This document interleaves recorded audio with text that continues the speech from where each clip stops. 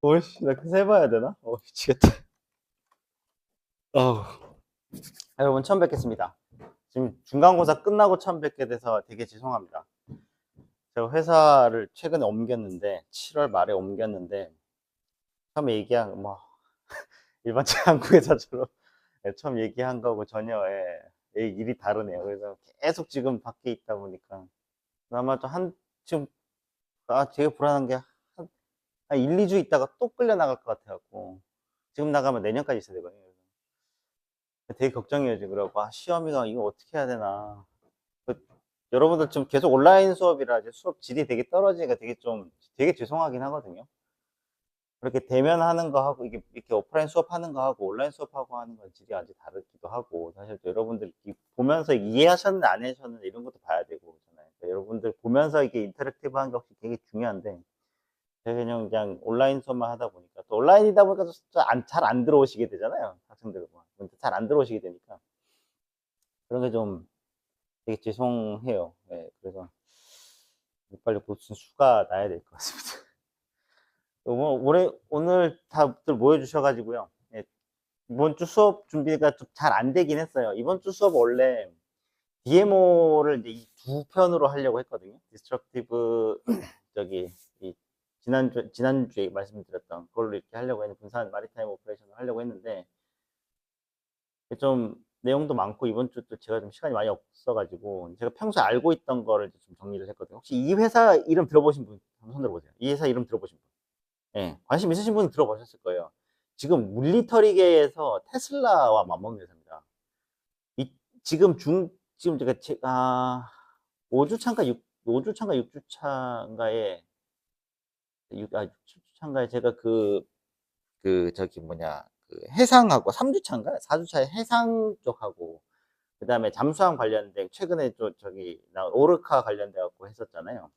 거기서 제가 좀 이렇게 강조를 했던 게 현재 지금 미국이 적극적으로 지금 그러니까 지금 세계에 주요 전쟁이 일어나고 있는 곳에 적극적으로 지원을 하거나 적극적으로 어떤 판세를 바꾸지 못한 이유 중에 하나가 지금 중국이나 이런 저기 제3세계 신흥국들의 전투 체계가 완전히 바뀌어 버렸어요. 그러니까 예전처럼 무기 자체의 어떤 어프렌티스들 있죠. 그런 어프렌티스들의 포커스가 되고, 그 케이퍼빌리티가 먼저 포커스가 되고, 그걸 구매할 수 있는 국가여야 되고, 그걸 구매해서 운용할 수 있는 국가여야 되고, 그 다음에 그걸 운용한 거를 실제로 전력에 투사할 수 있는 어떤 외교 능력이 있어야 전쟁을 실제로 치를 수 있는 나라가 됐거든요. 그게 안 되면 전쟁을 일으키지도 않았습니다, 예전에는.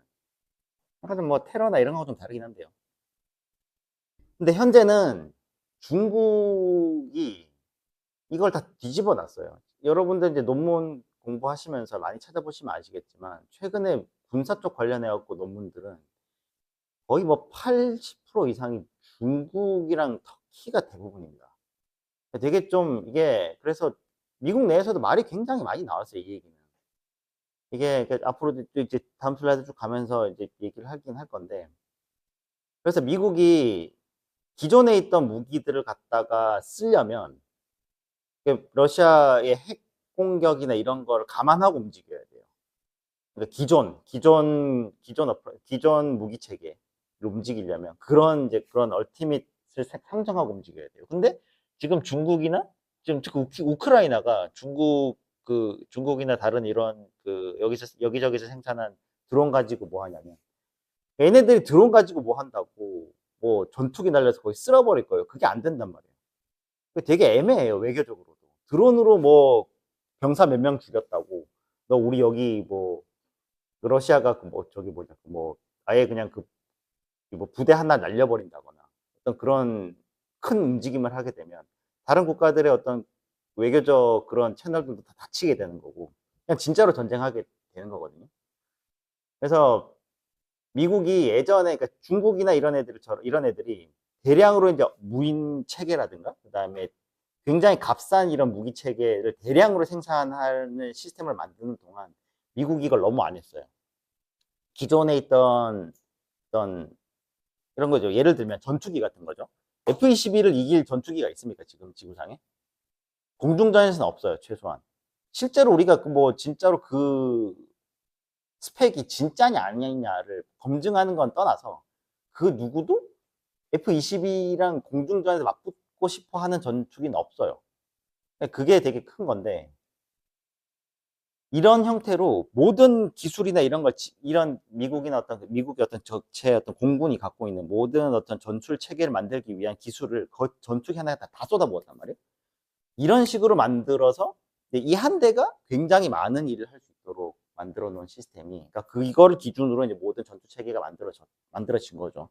국방 백서라든가 전투 뭐 교리라든가 이런 게 다 설계가 됐는데, 중국은 해군도 똑같죠. 해군도 마찬가지죠. 저번에 제가 말씀드렸던 것처럼 전단이 움직이지 않습니까? 그러니까 항모 하나 움직이면 항모가 자기 방어가 됩니까? 안 되잖아요. 그럼 대공 방어를 해야 되니까 DDG들이 DDG들이 같이 가요. DDG가 4대, 3대에서 4대 같이 가요. DDG가 가고, DDG는 또 대잠이 됩니까? 대잠이 안 되잖아요. 대잠하기 위해서 FFG나 다른 잠수함 체계들이 따라가고, 또 소해함이나 기뢰함도 따라가고, 그러면 또 얘네들 연료는 누가 채워줘요? 그러면 또 저기 뭐냐, LST들이 또 세네 대 쫓아가고. 그러면 그 밑에 애들은 또 대잠은 어떻게 하냐?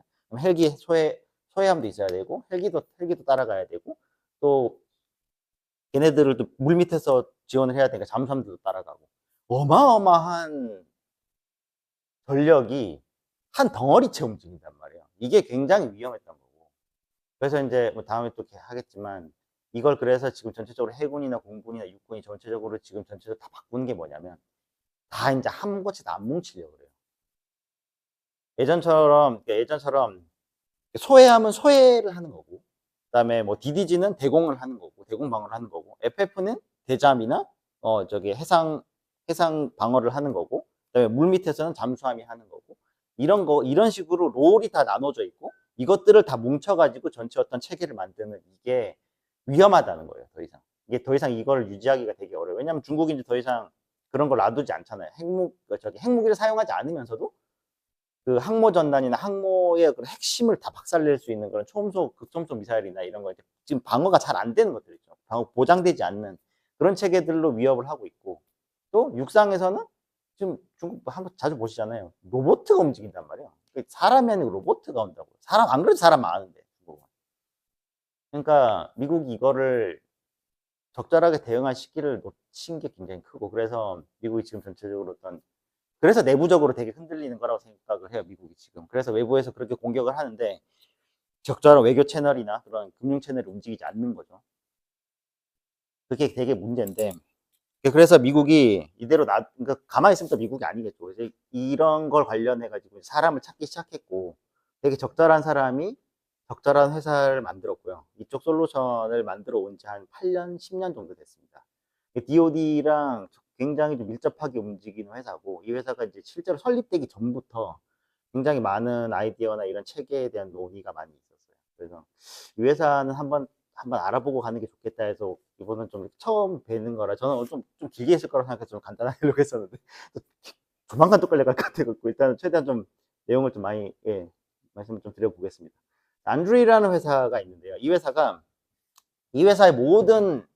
철학은 뭐냐면, 중국에 대응할 수 있는 애프라투스를 만들자, 툴을 만들자 그래요.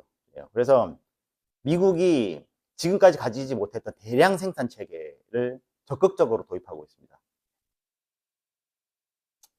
최근에요. 이거 여러분 기사 보셨습니까? 혹시? 이거 보셨어요? 최근에? 이거 위성에서도 잡히고 이 지진계에도 잡힌 폭발입니다. 여기서 광고가 나오네.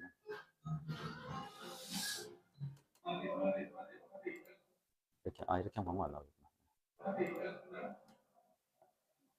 폭발이 너무 커서 잘 안 나오네요. 화질이 좀 안 좋은데, 위성에서도 잡히고 지진계에도 잡혔습니다. 이게 뭐가 터진 거냐면, 화질이 좀 안 좋네요. 이거 링크 다 올려드리겠습니다.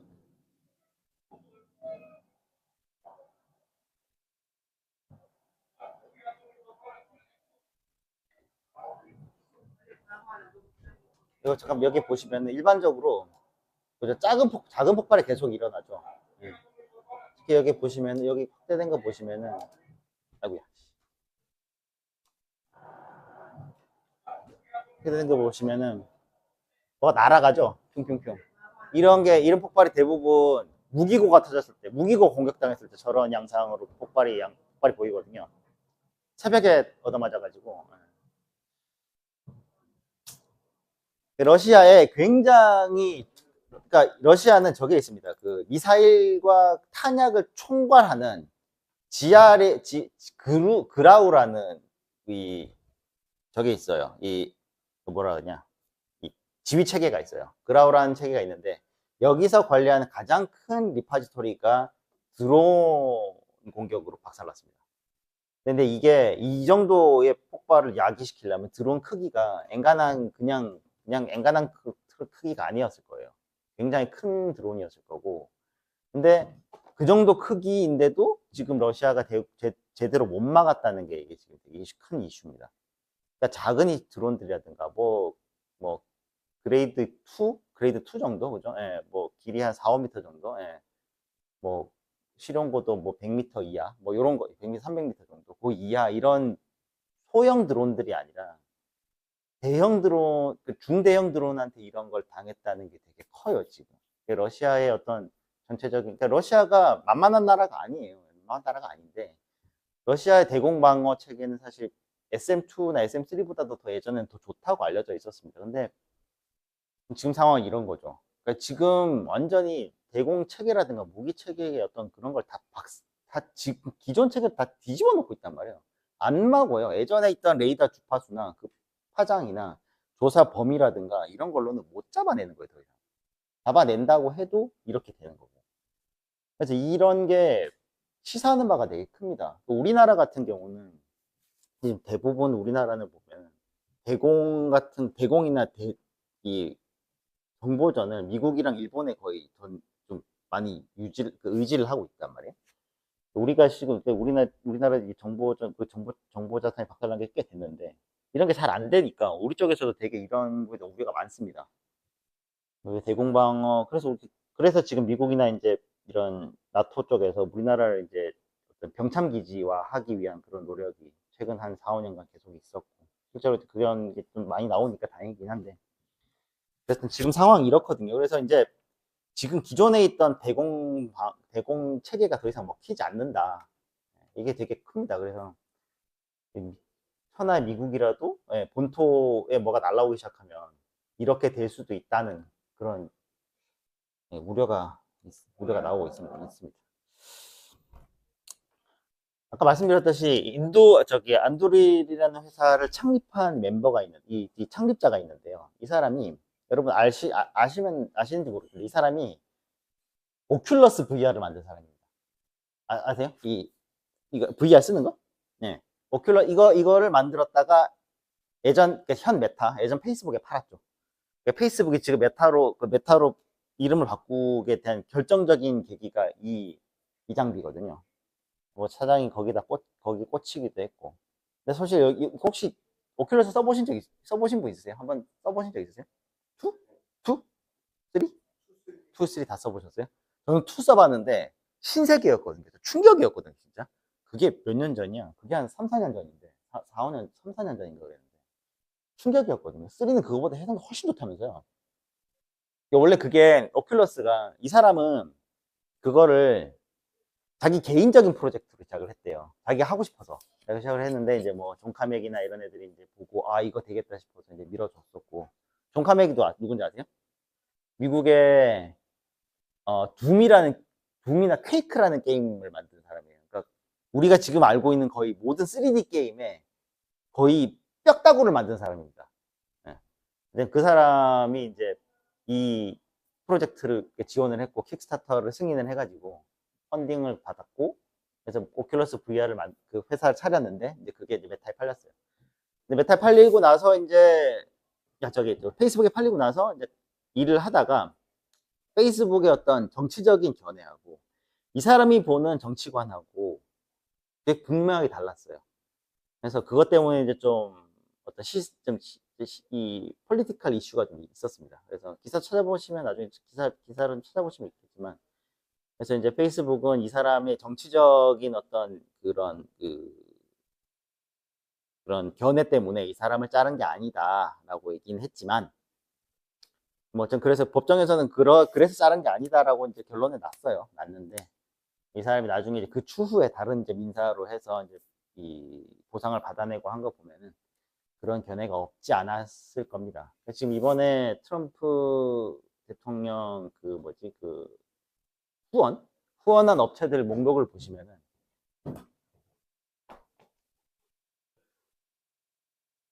큰일 날 회사들이 많이 있습니다. 이제 앞으로 어떻게 될지. 그래서 진짜 그러고 보면은 일론은 진짜 해칭을 잘한 겁니다. 그죠? 예, 좌파가 잡으면 뭐 잘 해줄 거고, 우파가 잡으면 힘들어질 거니까 해칭을 되게 잘한 거고. 그러니까 어떻게 보면은 진짜 승부사죠. 진짜 승부사긴 합니다. 예. 근데 이 사람이 왜 이 회사를 설립했는지를 생각해 보는 거는 되게 중요합니다. 왜냐면 어떤 회사든 설립자의 마인드가 결국은 그 회사의 방향을 결정하기 때문에. A lot of the worst ethical decisions that we have made as a country in war have been when we are not in a good position. You want to use technology in the most ethical way in war. It's much easier to do that when you are so immensely powerful, meaning your intelligence apparatus and surveillance apparatus for watching your enemy systems is so good, you can basically fight with your hands behind your back. You say, you know what? We're not going to take a pot shot at that thing when it's rolling by a civilian building. We know we're going to be able to kill it at any instant that we choose. It's when you have limited capabilities that you start saying, you know what? We have to take whatever shot we can get. Is that an enemy soldier or is that a farmer? I don't know, and I'm not willing to risk those 5 guys over there. I'm going to take the shot. 방금 이해되세요? 이게 되게 중요한 컨셉입니다. A lot of the worst ethical decisions that we have made as a country in war have been. 왜 우리가 전쟁을 할 때 컬렉터럴 데미지를 고려해가면서 우리가 에틱에 대해서 생각을 해야 되냐면, 이 사람 얘기는 우리가 충분한 무기나 충분한 파워가 없기 때문에 그렇게 얘기한다는 겁니다. 그러니까 우리가 걔네들을 정확하게, 그러니까 뭐 예를 들어서 김정은이 정확하게 어디 있는지 알고, 얘가 화장실 갔는지, 지금 뭐 어디 이동 중인지, 얘가 지금 몇 명이랑 있는지 우리가 정확하게 알고 있고, 그 다음에 얘를 정확하게 서지컬리 제거할 수 있는 완벽한 툴이 있다고 생각해 보세요. 그럼 우리가 싸우고 자시고 뭐 이런 에티컬 이런 걸 생각할 필요가 있나요? 생각할 필요가 없어요. 필요하면 그냥 하면 되는 거예요. 그렇잖아요. 근데 보통 대부분의 전장에서 자유주의 체계가 왜 항상 전쟁에서 우리가 지기 쉬운 입장에서 항상 전쟁을 하게 되냐면, 자유주의라는 그 근간이 인간에 대한 존중이잖아요. 인간 개개인에 대한 존중이잖아요. 그러니까 우린 거기서부터 시작을 하니까 이미 지고 들어간 사람이란 말이에요. 그러니까 이 사람은 그걸 압도하기 위해서는 완벽한 애프런티스가 있어야 된다는 게 이 사람 철학이에요. 되게 명확하죠. 네. 한 번 더 보죠. You want to use technology in the most ethical way in war. It's much easier to do that when you are so immensely powerful, meaning your intelligence apparatus and surveillance apparatus for watching your enemy systems is so good, you can fight with your hands behind your back. You say, you know what? We're not going to take a pot shot at that thing when it's rolling by a civilian building. We know we're going to be able to kill it at any instant that we choose. It's when you have limited capabilities that you start saying, you know what? We have to take whatever shot we can. Yeah, is that an enemy soldier or is that a farmer? I don't know, and I'm not willing to risk those 5 guys over there. I'm going to take a shot. 네, 이게 이 사람의 근본적인 철학이고요. 근데 저는 전적으로 동감합니다. 이게 맞는 얘기고, 실제로 전체주의나 이런 뭐라 해야 되냐, 전체주의나 어떤, 우리가 공산주의라고 얘기하지만 진짜 전체주의죠. 전체주의 시스템하고 자유주의 시스템이 격돌했을 때 자유주의 시스템이 이길 수 있는 유일한 방법은 압도적인 힘입니다. 제가 봤을 때 압도적인 힘이고, 개개인의, 그러니까 우리가 자유주의 시스템이 존중하는 개개인들이 낼 수 있는 최대 효율을 낼 수 있는 그런 시스템을 만드는 게 핵심인 것 같은데, 이 사람이 이제 이 사람 히스토리를 보면요, 이 사람은 학교 안 갔어요. 홈스쿨링 했습니다. 어머니랑 아버지한테서 배운 거예요. 아버지는 자동차 자동차 중고차 파는 분이었대요. 근데 아버지도 굉장히 로우 인텔리전스가 좋았던 사람인 거죠. 그래서 교육을 되게 잘 받았고, 그래서 이 사람은 이제 밖에 나가서 이것저것 만드는 거 되게 좋아했대요. 이것저것 만드는 거 좋아했고, 어릴 때 레이저, 그죠? 뭐 기체 레이저, 그 다음에 뭐, 또 뭐, 드론, 뭐 이런 거, 장난감, 이런 거 되게 좋아했대요. 근데 이제 뭔가 막 터지는 거 이런 거 좋아한 거지. 레이저 갖고 놀다가, 레이저하고 또 뭐 테슬라 코일 아세요? 테슬라 코일 이런 거 만들고 놀다가 손에 막 전기 화상 있고 그랬대요, 어릴 때. 근데 이 사람이 되게 난 사람인 게, 14살 때 자기 집 주변에 그 컬리지 2개에서 이제 수업을 듣기 시작합니다. 수업을 듣기 시작했고, 얘는 이제 원래 하드웨어 가이였는데 전자 쪽이나 컴퓨터를 알게 되면서 이제 자기가 자기 소개할 때 나는 원래 아웃도어 보이였는데 전자하고 컴퓨터를 알게 되면서 인도어가 되었다 뭐 이런 얘기를 하는데, 그래서 그러고 이제 18살 때 이제 칼리지가 아니라 이제 유니버시티로 진학을 하게 되고 18살 때. 그래서 거기서 또 이제 얘는 또 이제 그런 저널리즘에 대한 그런 게 확실히 있었던 게 학교에서 사내 교 뭐라 해야 되나 신문을 만듭니다. 그래서 데일리 포나이너라고 포나이너라고 약간 좀 여러 가지 이제 국제 정세나 이런 관련돼서 그런 정치적인 결연에도 많이 냈었습니다. 그리고 얘는 또 이제 게임을 좋아했단 말이에요. 그러니까 컴퓨터를 알고 이제 뭐 이런 전자기기를 알게 된 계기가 사실 게임인데, 게임을 좋아하다 보니까 얘는 이제 또 프로그램 같은 것도 많이 하게 됐고, 프로그램 하다 보니까 얘는 지 좋아하는 게임들을 모드를 하는 게 있어요. 그러니까 안에 원래 게임이 이제 발매가 되면 안에 이제 여러 가지 에셋들이 있잖아요. 그러니까 뭐 게임 코어가 있을 거고, 이제 뭐 캐릭터들 입히는 스킨들도 있을 거고, 뭐 컨텐츠들 여러 가지가 있는데, 이것들을 이제 또 게임을 좋아하는 사람들은 그거에 대한 걸 이게 공개가 안 돼 있으면 역컴파일을 해서 안에 있는 게 뭔지 들여다보고, 또 이 게임을 나는 이게 여기 이 게임에서 여기는 뭐 강아지가 나오는데 나는 이 강아지가 아니라 공룡을 만들고 싶어 해서 공룡을 만들어서 집어넣는 그런 걸 모드라고 하거든요. 그런 걸 할 수 있는 포럼도 만들고 그랬었습니다. 되게 액티비스트예요, 확실히. 그런 사람이었는데, 예. The reason I started Anduril is because I perceived that we were running a very dangerous experiment in this country. We were, for the first time, completely divorcing our most innovative technology companies from the Department of Defense. It's never happened in history. And that was because they were, well, there are cultural reasons, ideological reasons, but mostly it came down to money. I want to be clear, we're not just a neutral company. We're not here to say, oh, we're just here to make money. We're just here to make something for everyone. We are taking sides. We're going to fight for the things that our country values, that our allies around the world have in common. When you're building a defense company, you're not building weapons because the weapons are cool, because the blade is bright, or for the keenness of the edge. You're doing it really for that which it protects. And I remind my employees of that all the time. We're not just trying to build cool stuff. Stuff is cool, but we're doing it for a greater purpose. And we need to always remember that.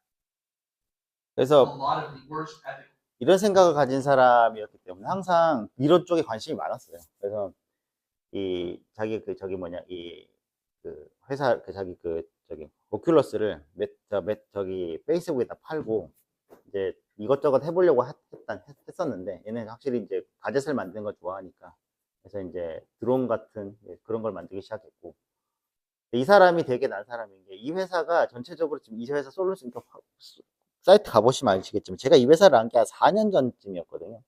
그 당시만 해도 그렇게 솔루션이 많이 없었어요. 솔루션도 많이 없었고, 이렇게 뭐 전체적인 체계나 그런 그림을 그리는 그런 회사가 아니었어요. 그냥 DoD에 납품을 하거나 아니면은 뭐 이런 거 툴을 제공하는 그런 업체로 남을 줄 알았어요. 근데 지나고 보니까 이 회사가 전체적으로 만들었던 그림이 미국의 어떤 이런 국방 체계나 이런 백서들을 싹 다 뒤집어 엎을 만큼의 파급력을 갖고 있는 시스템을 만들고 있다는 게 되게 충격했습니다. 이거 뭐좀 갈게요. 그래서 몇 가지 한번 살펴보죠. 그러니까 이 사람 얘기가 그렇죠. 가젯을 많이 만드는데, 그죠? 그게 멋있어서 만드는 게 아니라고 합니다. 그죠? 자기는 결국은 큰 퍼포즈는 뭐냐면, 그러니까 국가를 지키는 거고, 나는 중립이 아니다. 군사 쪽에다 납품하는 회사가 무슨 중립이냐. 나는 무조건 편을 들어야 되는 거고, 굉장히 그런 게 명확하고. 얘네 회사도 솔루션 몇 개 한번 세상 한번 보죠. 큰 얘기 하기 전에. 엠벨이라고 이게 드론이에요. 드론인데 키네틱 엘리멘트입니다. 이게 저 앞에가 덩어리예요, 덩어리. 그러니까 완전 돌덩어리 같은 덩어리입니다. 그래서 안에 레이더하고 이렇게 막 들어있긴 한데 되게 튼튼해요, 얘는. 그래서 얘는 뭐라 해야 되냐? 날아가서 드론을 때려 박는 겁니다. 엔빌이 뭔지 아시죠, 여러분? 엔빌. 모루야, 모루. 뭐 치는 모루잖아요. 뭐 그러니까 우리 그 왜 칼 같은 거, 저기 대장장이들이 치는 모루인데. 그래서 이름이 이렇게 생겼어요. 얘네들 이제 솔루션 몇 개 잠깐 보고 홈페이지도 볼 건데.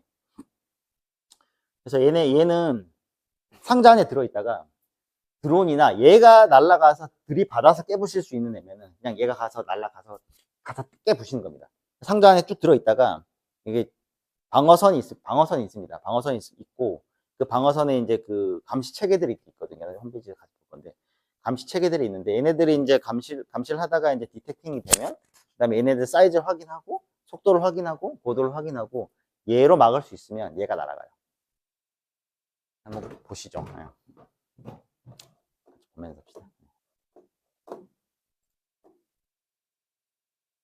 여기 깔아놔. 깔려있나? 그냥 깔려있네. 여기서 봐야겠다.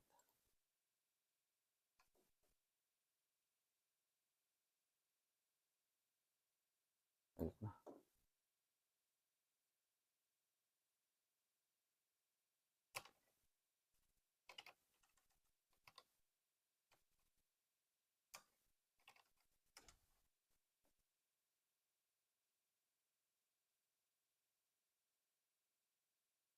영상이 몇 밑에 있던가? 맞나? 아닌데? 영상 유튜브 있구나.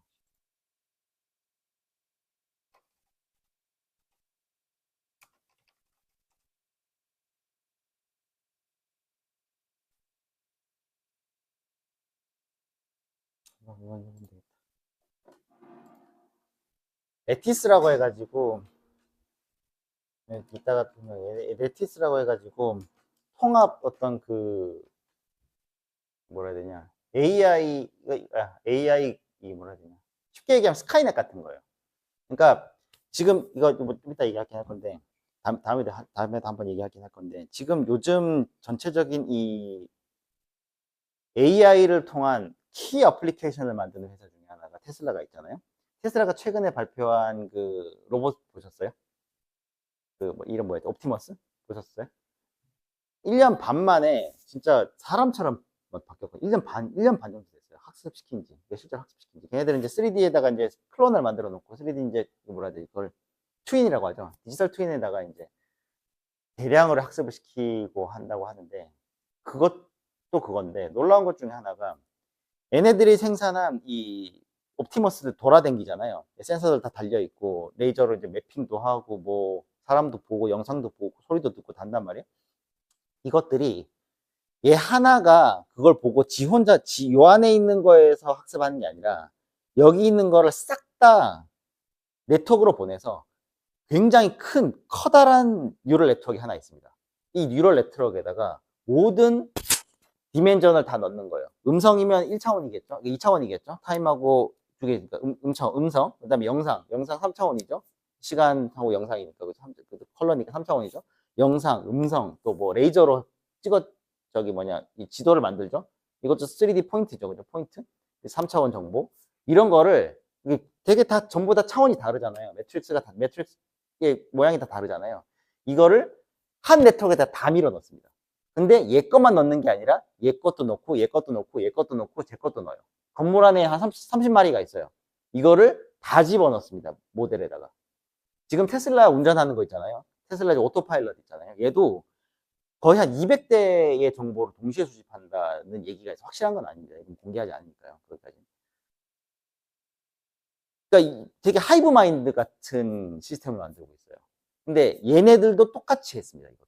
얘네들의 네트워크가 레티스 AI라는 건데, 얘네들 처음에 이제 오퍼레이팅 시스템이나 HMI 형태로 이제 개발을 시작을 했는데, 지금의 돌아가는 모양을 보면 얘네들 공개를 안 해요. 얘네들 정보가 진짜 없거든요. 저도 얘네들 정보 자료 찾으려고 한날 밤새 막 뒤지고 이랬는데 방금 이게 좀 이따 이 사람도 다른 철학이 나오는데, 이 사람 철학이, 아니, 군사 쪽 한다는 놈들이, 왜 미쳤다고 거기 공개를 하냐. 그 얘기를 해요. 그것 때문에, 그 사람 논리도 맞는 얘기거든요. 실제로 여러분 이제 요즘 논문들을 보시면 아시겠지만, 왜 중국 논문만 남게 됐냐면, 더 이상 이제 국가들이 실제로 드론이나 이런 AI 관련돼 갖고 군사적으로 사용될 수 있는 기술, 특히 그런 기술들은 이미 각 국가 국방부에서 통제를 합니다. 우리나라도 그래요. 우리나라도 이제 제가 예전에 드론 관련된 거 썼는데 그것도 국방부 산하 과제긴 했었어요. ADD 과제긴 했는데 제 솔루션은 직접적으로 들어간 솔루션이 아니라서 저는 논문 퍼블리시를 했어요. 근데 거기 들어간 통신 관련된 것들이나 체계 관련된 논문들은 퍼블리시 안 합니다. 과제 자체도 없어요. 과제 이 뭐라 해야 되냐. 과제 딜리버러블이 아예 없습니다. 우리나라도 그렇게 하는데 실제 찾아보면 잘 없어요, 진짜. 자료들. 최근 한 3, 4년 동안 찾아보면 최신 기술들이나 실제로 네트워크 안에 얼개들은 이제 더 이상 나오지 않습니다. AI의 되게 큰 강점이고 약점 중에 하나가 뭐냐면, 두플리케이션이 되게 쉽다는 거예요. 여러분들이 AI 공부를 해보시면 아시겠지만, 뉴럴 네트워크는 네트워크 모양을 알고, 데이터를 알고, 학습 파라메터에 대한 세부적인 컨피규레이션을 알면 누구나 두플리케이션 할 수 있어요. 그리고 뉴럴 네트워크의 학습 데이터의 특성상 대용량이 돼야 되기 때문에 보통 일반적으로 이런 데이터들은 어디 꽁꽁 숨겨져 있는 게 아니라 공개되어 있는 경우가 되게 많습니다. 그래서 모델에 자신 있는 사람들은요, 모델에 자신 있는 회사들은 가능하면 모델을 공개를 하려고 해요. 왜냐하면 모델에 자신 있는 사람, 그 회사는 모델은 최대한 공개를 하려고 해요. 왜냐하면 모델에 자신 있다는 얘기는 그만큼 데이터에 접근이 어렵다는 얘기거든요. 데이터가 자신 있는 회사들은 모델을 숨기려고 합니다. 왜냐하면 데이터만 있으면 그 모델은 복제가 가능하니까. 그런 게 있거든요. 그래서 얘네들도 정확하게, 얘네들 모델이 정확하게 실체가 어떤지 아무도 몰라요. 근데 얘네들이 지금 이제 좀 나오겠지만 제품 구분이라든가 얘네들이 전부 다 지금 어떤 식으로 네트워크에 연결되어 있는지를 유출을 해보면 얘네들도 분명히 그러한 형태의 하이브 마인드를 만들고 있다고 생각이 돼요. 그래서 얘기가 좀 길어졌는데 어쨌든 이건 보죠. 이 회사가 나중에 얘기하죠. 이 회사가 맨 처음에 뭘로 크게 이제 DoD에 관심을 끌었냐면 국경 있죠. 그 멕시코하고 국경 있잖아요. 국경 감시 시스템으로 굉장히 큰 덕을 받았습니다. 이게 근데 트럼프 때 했을까요? 민주당 때 한 겁니다. 그러니까 여튼 그렇습니다. 어쨌든 이 시스템이 돌아간 거 한번 보죠. 예.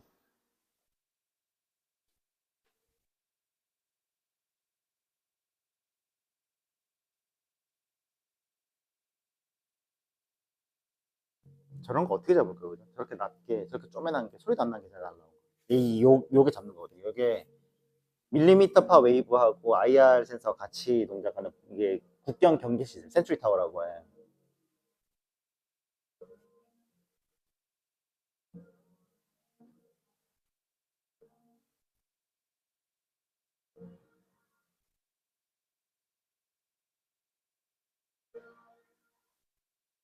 통째가 됐죠. 그죠? 그러면 얘가 전파 방해를 해서 조종자와의 커넥션 링크를 끊습니다. 근데 그게 안 되면, 예, 그게 안 되면 날아가는 거죠. 예.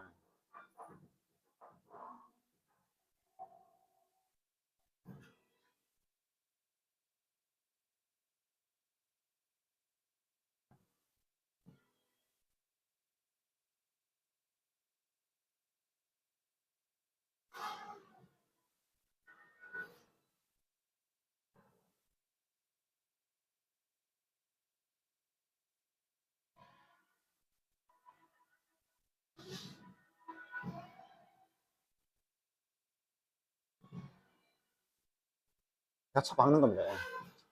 가장 효과적인 거죠. 예.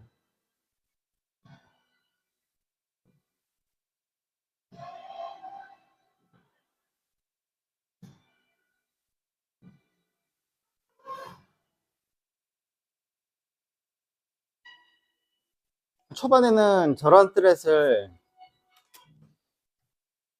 전파 방해나 이런 거라기보다 미국 국방성에서는 저걸 했었죠. 레이저로 좀 태워버리려고 했었잖아요. 우리도 하나에서 개발한 게 있고. 그것도 되게 좋은 방법이긴 한데, 레이저는 확실히 이제 기상이나 여러 가지 외부 조건에 굉장히 좀 취약하기 때문에, 비가 오면 일단 무용지물이 돼버리잖아요. 그러니까 그런 것도 있고. 그래서 얘네들의 이제 드론, 예, 엔빌이라는 시스템이 있습니다. 그리고 여러분 뭐 바로 생각이 나시겠지만, 그럼 저기다 폭탄 달면, 그죠? 폭탄, 그게 이제 M이에요. 얘네들은 항상 대쉬 M이 붙으면 뮤니션이 붙기 때문에 거기에 폭탄을 다는 모델이 돼요. 생각을 해보면 무인 체계라는 게 그래요. 굉장히 유연해요.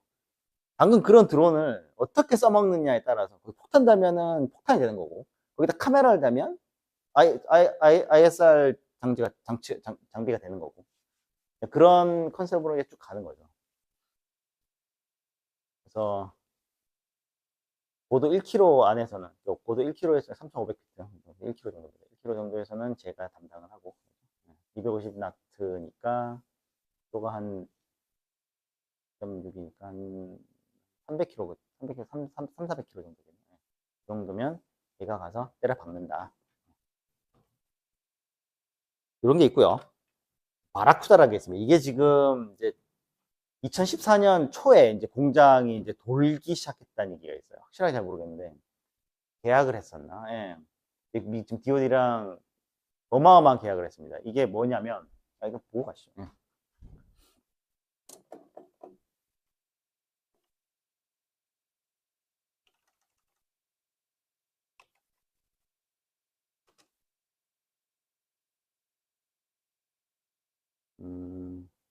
좀 잘 설명한 게, 예, 샌드박스 얘네들 잘 보고 있는데, 간단하게 보죠. 얘네 이거 오피셜이거든요.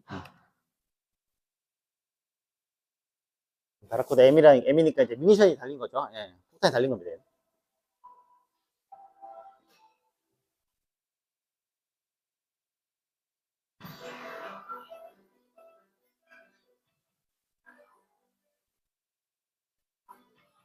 사장이 젊은 사람이라.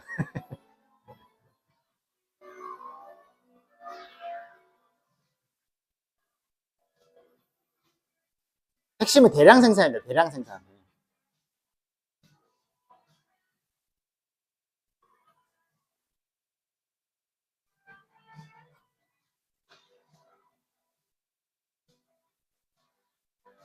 공장에서 찍혀 나오는 거죠, 이제. 저런 시스템을 만드는 겁니다, 이제.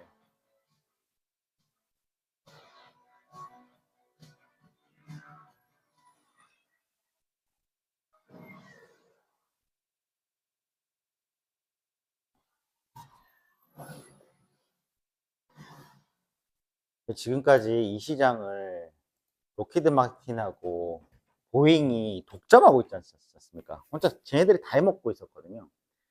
근데 어느 나라도, 어느 국가든 어떤 한 체계가 고착화돼 버리면, 이게 좋은 예가 일본이죠. 일본이나 미국 조선업인 거죠. 일본 국방 쪽이나 군수산업이나 미국 조선산업 같은 거죠. 보이게 되면 결국은 변화하지 않는 거죠. 굳어버립니다.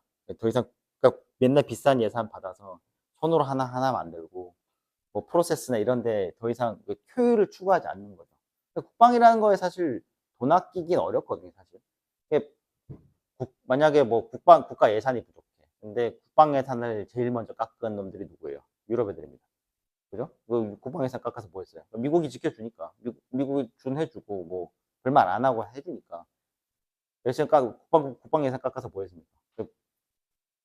지금 본 결과가 어때요? 그렇게 되는 거죠. 그러니까, 그래서 대량 생산이 안 되는 체계로 굳어져 버려가지고, 미국이 되게 그런 쪽에 문제가 많았죠. 그러니까 미사일 하나에 막 수억씩 하는데, 막 몇백만 원짜리, 몇천만 원짜리 드론 하나 잡겠다고, 그게 막 수십 개씩 날아가야 되는 그런 모양이 돼버려갖고, 굉장히 비효율적이고, 대응이 안 되는 상황에서 이제 중국은 그걸 제대로 파고든 거죠. 그래서 저기 엔드릴의 핵심, 이 책의 핵심이 뭐냐면 대량 생산입니다. 여기 있는 이 순항 미사일들이 툴 6개로 조립이 가능해요. 툴 6개로. 네, 6개 다르게, 뭐 종류마다 다르겠죠. 그러니까 걔네들은 광고한 게 그래요. 그러니까 생산 이 프로세스를 엄청나게 단순화시킬 수 있다는 거예요. 방금 그 애니메이션이 나왔지만 공장에서 찍혀서 나와요. 저런 것들이. 대량으로 찍어내면 전투기 한 대가 갈 거를 얘네 10개, 20개 날려버리면 되지 않냐.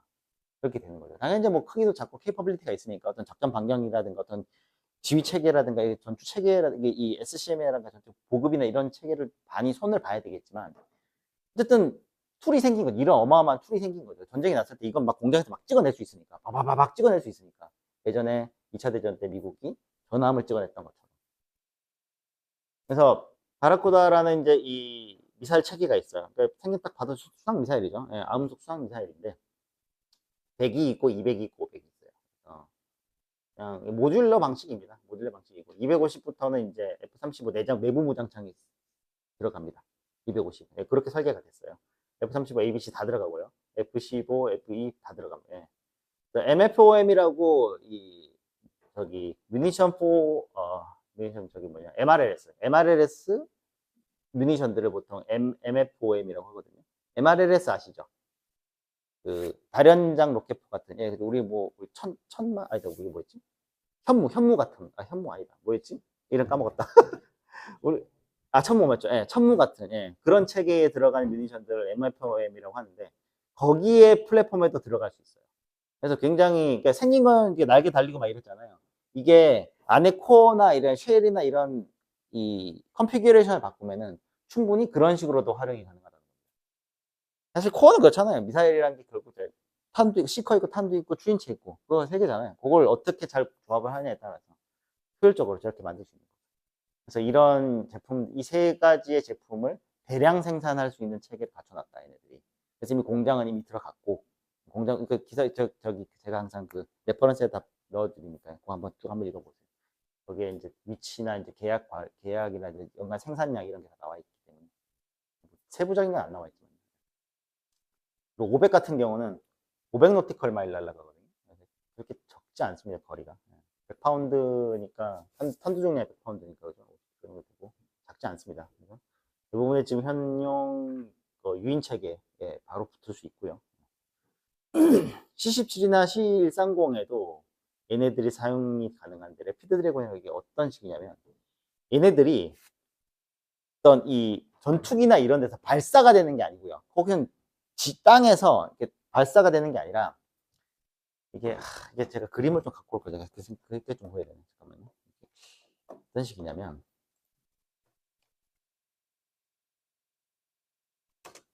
잠깐 나오나? 제가 여기 어디 제가 적어놨을 것 같은데 이게 어떤 식으로 이게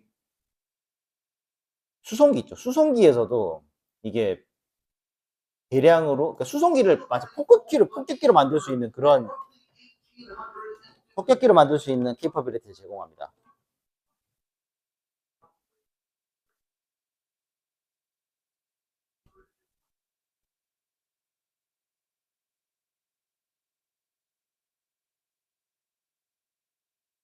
보이세요? 저런 게 6개로 패키징이 돼가지고 허큘리스나 C170 같은 데다 실려가지고 공중에서 두두두두두 저걸 뿌려버릴 수가 있습니다. 500 노티컬 마일이면 보통 한 700km, 800km, 800km는 되게 1000km 좀 못할 텐데 그 정도면 적진 근처까지 안 가고도 충분히 저런 거를 운용할 수 있거든요. 수송기로도. 무시무시합니다. 저기 뭐 수송기 세대로 지금 몇 개를 날리는 거예요. 엄청나잖아요. 770 기준으로 저거 6개짜리가 2개 실린답니다. 2개. 그러니까 770 하나도 12개를 실을 수 있는 거고 세대가 날아가면 저거 36개가 한꺼번에 날아가는 겁니다. 못 막습니다. 저런 거 진짜로. 그리고 얘네들이 멍청한 애들도 아니에요. 서로 링케이지 돼가지고 저번에 저거 기억나세요? 그 예전에 그 제가 저기 저기 스카이보그 프로그램 소개하면서 그 얘기 했었잖아요. 미사일들이 날아가는데 타겟이 총 5개야. 타겟이 3개야. 근데 내가 5개를 날렸어요. 한 놈이 떨어졌어. 원래 일반적으로 보통 순항 미사일에 타겟의 정보를 입력을 하잖아요. 그럼 입력이 된 건 그걸 바꿀 수가 없잖아요. 날아갈 때. 근데 요즘 건 어떠냐면 5개가 날아가는데 한 놈이 떨어졌어요. 얘는 원래 1번 타겟을 향해서 날아가고 있단 말이에요. 그럼 1번이 떨어졌잖아. 그러면은 2번이 맡아서 다시 1번으로 재프로그램 되는 거지. 그리고 2번이랑 3번이랑 4번이랑 5번이 갔는데 타겟 지금 1, 2, 3이 있잖아요. 그러면 이 중에서 어느 놈한테 두 개를 떨어뜨려야 될까를 실시간으로 가면서 분석을 하는 거예요. 어디서 더 많이 전파나 탐지, 조사, 전파가 더 많이 나오냐. 당연히 중요한 시설에 더 많은 이 대공 시스템을 넣어놨을 거 아닙니까? 그런 식으로 찾아가는 거죠. 그러니까 이 날아가는 슉 날아가는 그 36개가 멍청하게 그냥 프리디파인된 타겟으로 가는 게 아니라는 거예요. 못 막습니다. 저렇게 날아오면 무조건 그 타겟을 무조건 박살나게 돼 있어요. 이게 전쟁에서 전쟁 교리를 만들 때 굉장히 중요한 게 그거를 100% 박살낼 수 있다는 가정이 생기면 게임은 완전히 달라집니다. 항상 게임할 때 워게임 할 때 확률 게임으로 하잖아요. 항상 게임을 하는데 여기서 뭐 저렇게 운영할 수 있으면 게임이 완전 게임 체인저죠. 미국이 무인 체계를 이런 식으로 활용을 하고 있습니다. 중국처럼 이렇게 중국도 중국 나름대로 굉장히 좀 체계가 저거 하긴 한데 서로 이제 또 기만전이 있기 때문에 저 같은 일반인이 이제 또 알아낼 수 있는 정보에 한계가 있는 거고요. 100%다 믿을 수도 없는 거고. 바라쿠다라는 게 예. 네네네. 예. 네. 비용이라면 그렇겠죠. 예. 그렇죠. 그렇겠죠. 예. 그렇겠죠.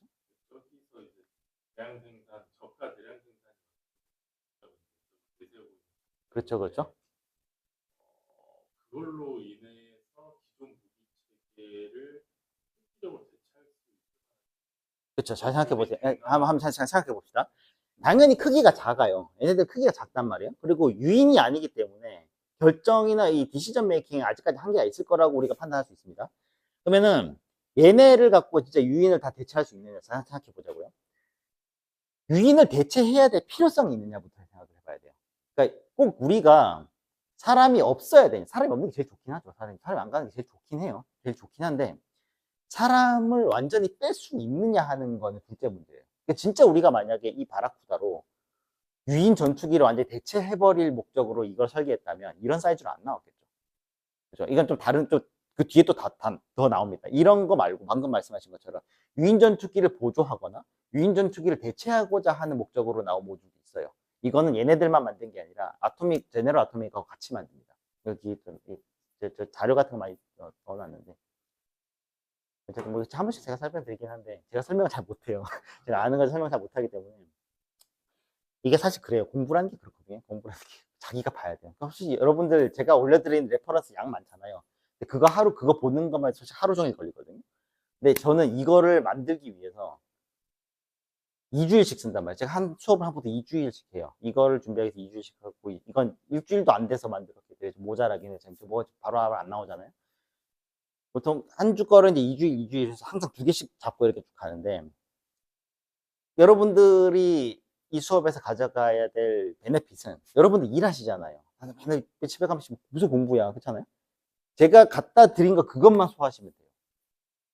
그러니까 더 찾아보시고 하시는데 시간 쓰지 마시고 그것만이라도 쭉 다 보시는 게 되게 중요해요. 그래서 제가 이런 걸 해서 그래서 이거 그냥 이게 뭐라 해야 되냐 이 표지만 보여드리고 실제 내용은 제가 올려드린 레퍼런스에 다 있습니다. 방금 영상 그것도 샌드박스가 저 사람 알렉스 홀링스라고 저 사람도 원래 미 해군에 있던 사람, 미 해군에 있던 사람인데 이 사람도 애널리틱스로 되게 유명한 사람이고 실제로 이 사람의 인사이트 되게 좋아요. 이런 사람들 많이 있어요 유튜브에 뭐 존 카벨이라든가 뭐 밀리언 핸더슨이라든가 이런 되게 유명한 그런 분석가들이 많이 있거든요.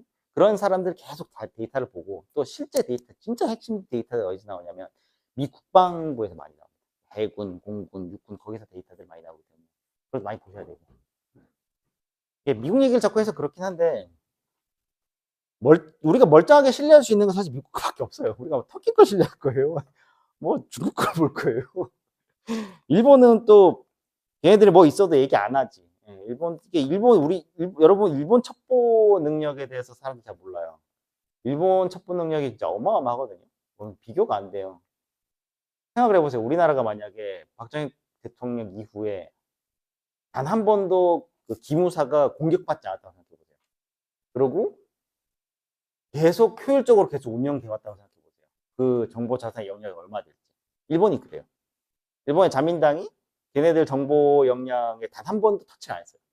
계속 솎아내긴 했죠. 근데 그 역량이 지금 전 세계에 퍼져 있는 역량이 어마어마하단 말이에요. 일본 엔캐리 트레이드나 이런 얘기 같은 것도 생각해 보면 되게 연관이 되는 거죠. 하여튼 이게 이렇게 바라쿠다라는 체계가 있고요. 퓨리, 퓨리라는 게 있습니다. 딱 생긴 거 딱 봐봐요. 얘는 그냥 가서 때려 박고 터지는 애가 아니죠. 얘는 이제 그룹 5 위에 있습니다. 그룹 5는 유인 전투기하고 동일한 고도, 속도, 뭐 기동 다 할 수 있는 애를 그룹 5라고 합니다. 요 그룹에 대해서 그룹 잠깐 표 한번 보죠. 요건 한번 보고 금방 볼 수 있으니까. 어디 있더라.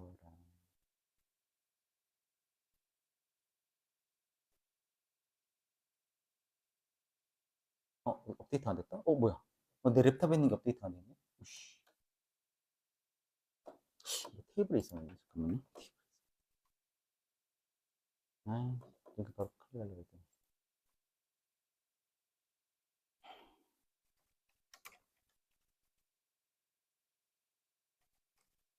F10.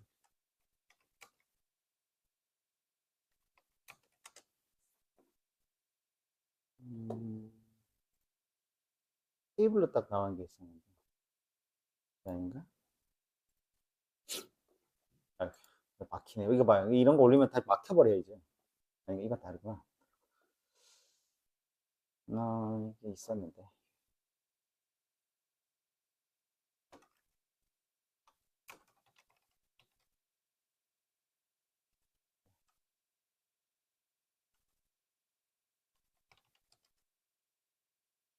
여기 있나? 여기 있었나? 여기도 테이블 있네. 그룹이, 보이세요? 나와요. 그룹이 이렇게 나눠집니다. 이거 한번 알아보셔야 돼요. 지금 이게 UAS라고 이제, 언맨드? 에어리얼 시스템. 이게 전투기나 이런 거에 국한된 게 아니고, 체계에 관련된 건데. 그룹 1이, 그룹 1이 맥시멈 웨이트가 이제, 저게 겁니다. 이륙 중량일 겁니다. 저게. 이륙 20파운드니까 뭐, 저건 그냥 뭐, 그죠?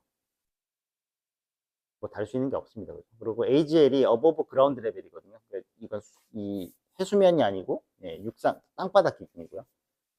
1200피트니까 뭐, 한 3, 400m 정도 되겠네요. 400m 정도 되겠네요. 그러니까 못 되겠네요. RQ11, 뭐, 레이븐, 와스프, 푸마, 뭐, 되게 소형, 100km 이하입니다. 그죠? 보통 모터나 이런 걸로 가는 애들이고. 그룹 2가, 그죠?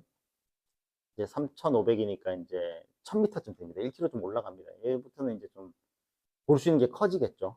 그런 애들이 있고. 여기 뭐 이름 들어보신 것들 많이 있나요? 애플리케이션들 중에? RQ7B 이런 거는 들어보셨을 거예요. 그죠? RQ7B나 뭐 MQA나 그죠? 여기 없는 것 중에 하나가 X37B 같은 애들이 있는데, 그죠? 나사 건데. 걔 뭐 하는지 아무도 모르죠. 아무도 모르죠?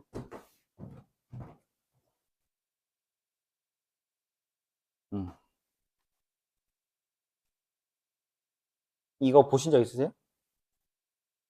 외계인 체험생 이거 보신 적 있어요? 이거 뭐 하는지 아무도 모르죠. 이거 아무도 뭐 하는지 모릅니다, 이거. 하여튼, 그래서 그룹 5가 중량도 그렇고, 고도도 그렇고, 스피드 보면 N이에요. 그죠? 스피드 N입니다. 그러니까 그 얘기는 250나트 이상 올라가는 애들은 N으로 분류를 해요.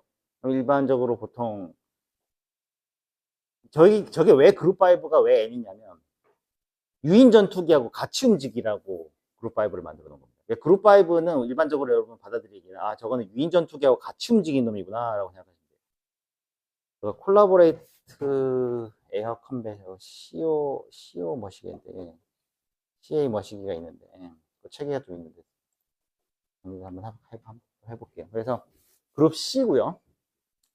실용 고도 굉장히 높습니다. 굉장히 높고, 속도가 이제 아음속이에요. 아음속으로 소개가 되고 있는데, 저는 안 믿습니다. 속도 더 내면 더 낫지. 절대로 아음속은 아닐 거다 생각을 하는데, 여기 제트 엔진이 오프 더 쉘프라고 해요. 그래서 지기나 프레드 앤 피튼이나 뭐 멀리 가서 뭐 롤스로이스나 그냥 파는 거 그냥 갖다 넣었다고 얘기를 해요. 그래서 엔진 스펙은 저 사이즈를 생각해 보고 뭐 연료나 뭐 대충 배치 생각해 보면 대충 어떤 제품이 들어갈지 유추는 가능할 겁니다. 전문가들은. 블링 9G라고 하고 사실 사람이 없으니까 그죠. 이 저기 기골의 한계의 영향을 크게 받지 않겠죠. 그리고 이게 모듈러 방식이거든요. 요거 좀 이따 나올 텐데 이게 제너럴 아토믹하고 같이 하고 있어요. 그래서 요 안에 들어가는 알맹이가 제너럴 아토믹하고 같이 일을 하거든요. 제너럴 아토믹은 여기 있나?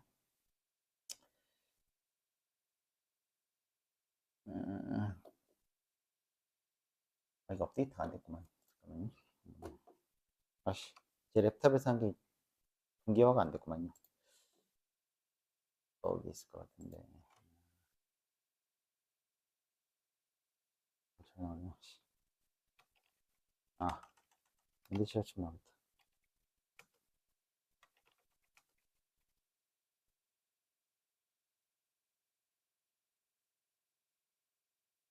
안 나오네?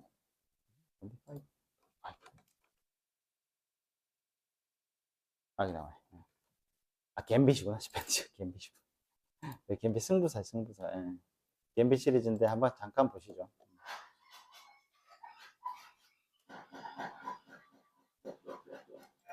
죄송합니다. 죄송합니다. 레드블락을 켜고 했어야 되는데 내가 못 넘기나? 뭐지? 요즘 광고 이래요? 못 넘겨? 밑에?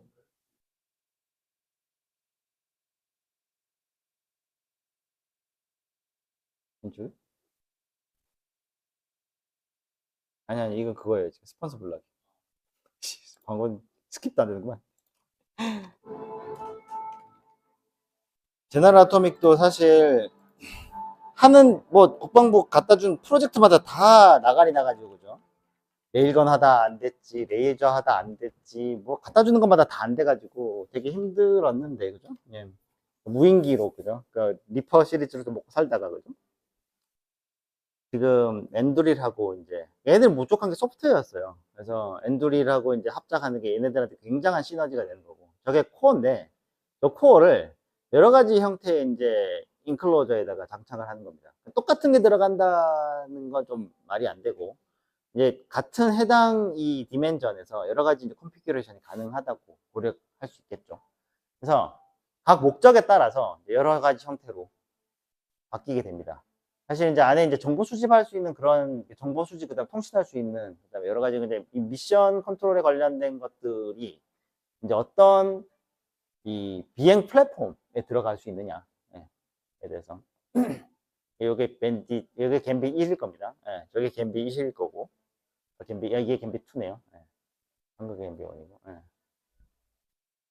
예. 갬빗 1이 이 통신이나 이 전자전에 특화되어 있다면, 갬빗 2는 이제 미사일 갖다가 이제 미사일 론칭을 하는 정도로 생각하시면 되겠죠. 제가 훨씬 싸겠죠, 아무래도. 갬빗 3이 이제 같은 이제 유인 콜라보레이션? 예, 같이 하는 겁니다. 그래서 F-35가 이제 이거를 테스팅을 꽤 오래 했다고 해요. 지금 뭐 알려진 건 세대인데, 우리나라도 지금 세대 기준으로 만들고 있거든요.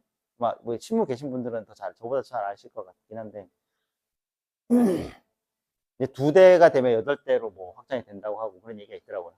이제 밴드위스가 나올지 모르겠습니다. 넷겜비4는 이제 장거리, 고고도. 그러니까 더 이상 이제 비행기 하나에다가 뭘 많이 안 넣는 거예요. 많이 날려버리면 되는 거죠. 많이 날려버리면 되는 거고. 이런 식으로 계속 이제 체계를 바꿔가고 있습니다. 아직까지는 이제 이 체계가 인공지능이라든가 이런 아직 이 디시전 메이킹 하는 소프트웨어가 이제 완벽하게 인간을 대체하기 어렵다고 일단 우리가 알려져 있기 때문에 그렇게 생각을 하는 거지만 그래서 퓨리가 이 체계에 같이 개발되고 있습니다. 그래서 얘가 아까 봤던 갬빗 3의 이제 엔두리 버전이라고 생각하시면 돼요. 그래서 얘네 뭐 저기 뭐지 인터뷰나 이런 데서 이제 소개되는 거 보면 얘도 3대 정도 생각을 하고 있다고 보니까 여기 지금 그림 잘 안 나오는데 뒤에 있는 게 유인 전투기고요. 앞에 나가 있는 게 이제 요 퓨리입니다. 세대 운영을 기본으로 하고 세대면은 뭐 미사일 6발 정도 생각을 할 수 있겠는데 아니면은 두 대에다 미사일 싣고 한 대에다 뭐 좀 다른 주파수나 다른 빔 형태의 레이더 체계를 넣을 수 있겠고요. 이런 식으로 회사가 없는 게 없죠. 회사 보니까 그죠? 소형 드론부터 그죠? 그다음 수상 미사일 체계부터 이런 것들. 아스널은 제가 사진을 안 넣었는데 이게 사진이 홈페이지에 있어요. 얘네 홈페이지에 있거든요.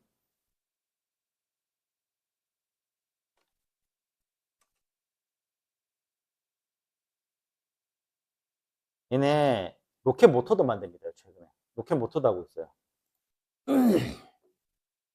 아스널이 여기 없지. 아스널은 프로젝트니까 그죠?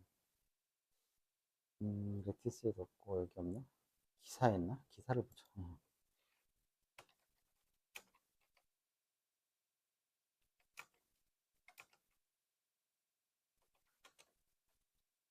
네. 2024 8월 최근입니다. 이거 굉장히 최근 뉴스인데 계약을 따냈다고 들었어요. 기사 내용에서는 그런데 계약을 따낸 것 같은데 그죠? 그래서 얘네 회사가 미국 전역에 있거든요. 그중에 이제 5메가 스퀘어피트. 5메가 스퀘어피트면 거의 뭐 한 2만 3만 정도, 5밀리언이죠.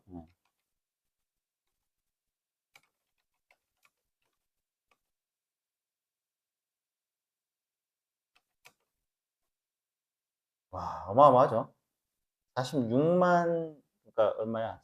464km 제곱킬로미터니까 가로 세로 20쯤 되겠네요. 어마어마하죠. 상상을 초월합니다, 진짜. 어마어마한 이 공장에서 미친 듯이 찍어낼 겁니다. 아스널이 뭡니까, 아스널이? 아스널이 뭡니까? 이거, 저거잖아요. 뮤니션이잖아요. 이 뭐야, 이 미사일 같은 거잖아요, 미사일. 아까 우리 바라쿠다 같은 거 있죠. 여기서 이걸 미친 듯이 찍어낸다는 겁니다. 뭐, 조감도는 이렇게 생겼는데 되게 미래지향적으로 생겼죠. 이 계약을 땄어요. 8월에. 그래서 디오드로 땄기 때문에 이제 얘네들이 미사일을 만들어내기, 그러니까 바라쿠다 시리즈를 막 만들어내기 시작할 거고. 안에 이제 뭘 만드는지 정확하게 모르겠죠.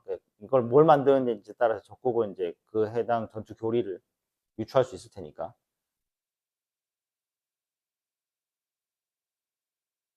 구글은 저게 바로 없네. 한글로 한번 보죠. 어마어마합니다. 저 이거 보고 처음에 뭐안 믿었습니다. 말이 돼, 이게. 말이 돼.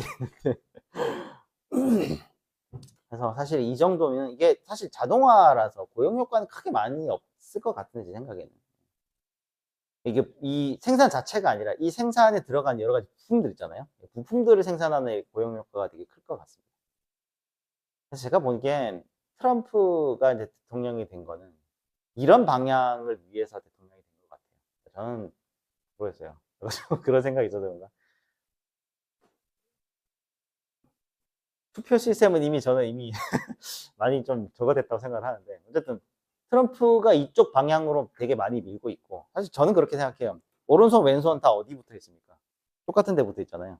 이게 두 개 다 누구 말 들어요? 여기 말 듣는단 말이에요. 저는 그렇게 생각을 해요. 좌우에 우리가 그렇게 저거 할 필요가 없어요. 제가 보기엔 다 똑같은 목적으로 움직이는 사람들이고 좀 여러 가지 뭐 모양이 좀 다르겠죠.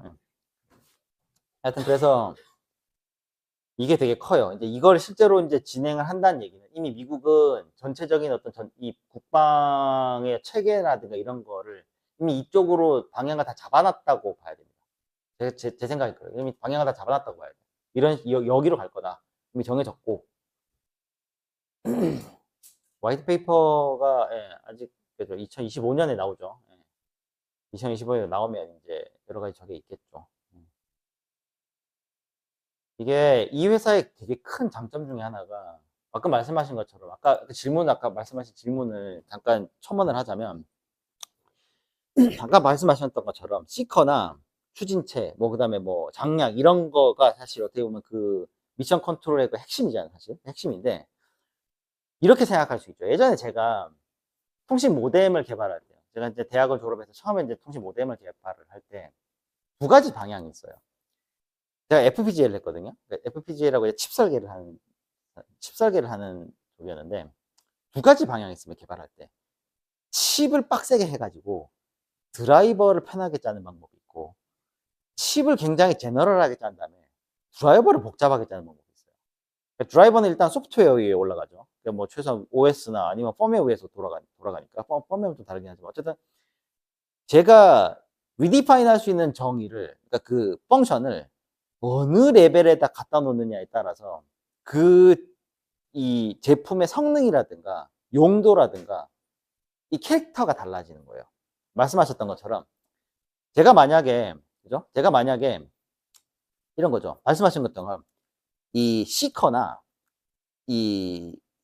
저기 뭐냐, 신관이나 여기에 제가 그 실제적인 피지컬 그 케이퍼빌리티를 집어넣는다고 하면 사실 통신이 좀 약해도 되고, 혹은 뭐 여러 가지 좀 약해도 될 거예요. 그러니까 제가 뭐 거기다가 데이터를 업로드 한다거나 그런 게 좀 부족해도 돼요. 왜냐면 시커가 너무너무 잘 돼 있고, 뭐 저 신관이 너무너무 잘 작동할 거니까.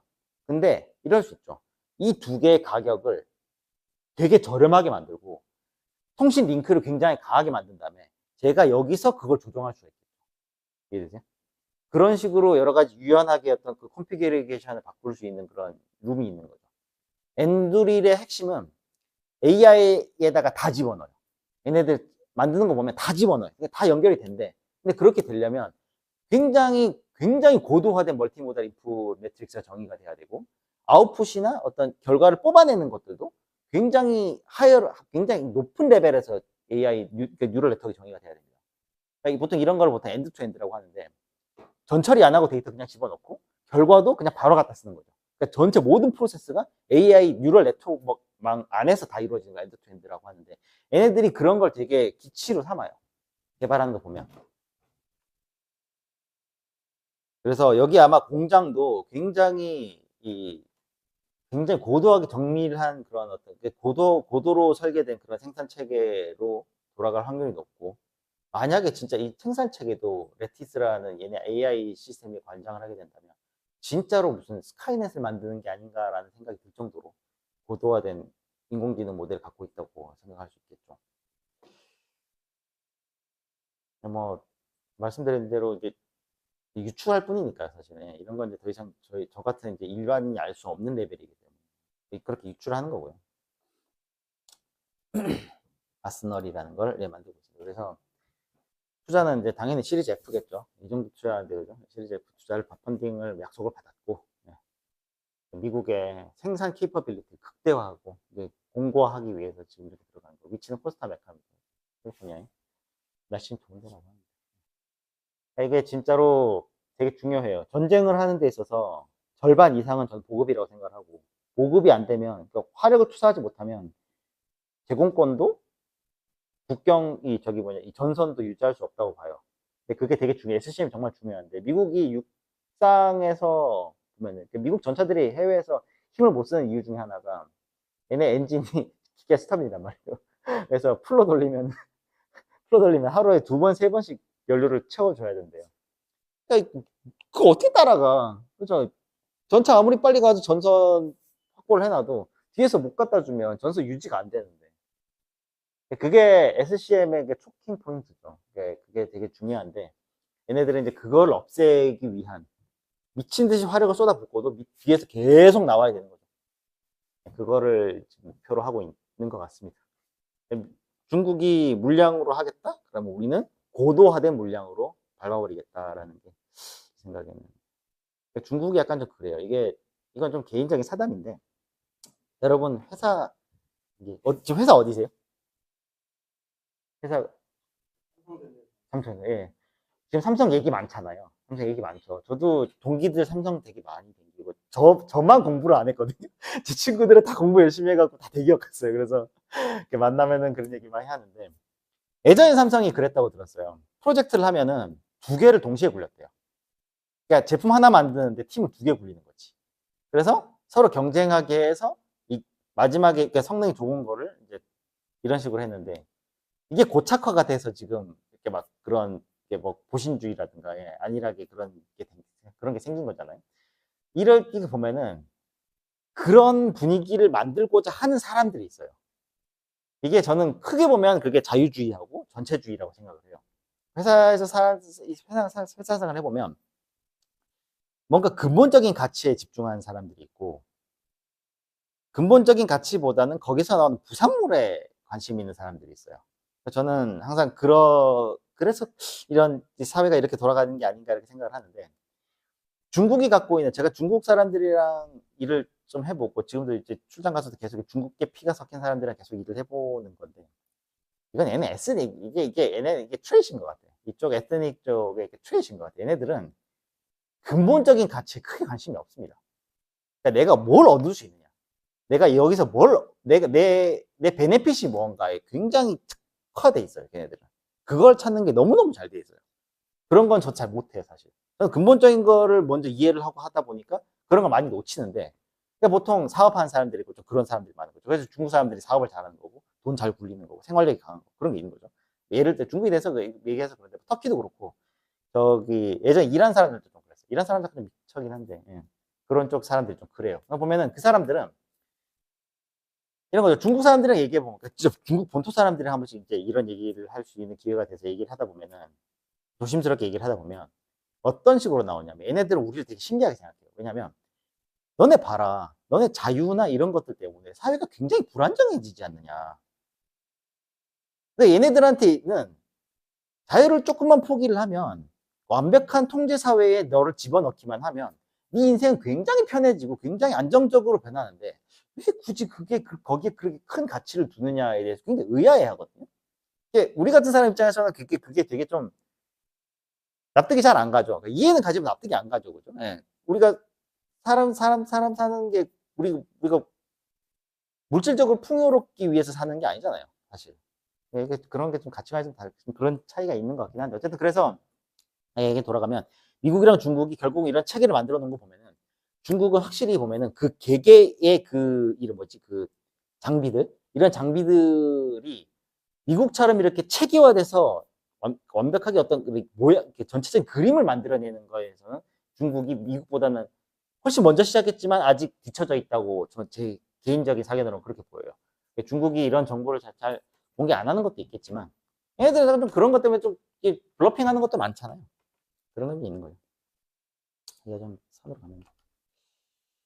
그래서 지금 전체적으로 우리 무인 체계들을 보면요. 사실 우리가, 제가 과제한 걸 쭉 보잖아요. 제가 질문 일부러 그렇게 냈어요.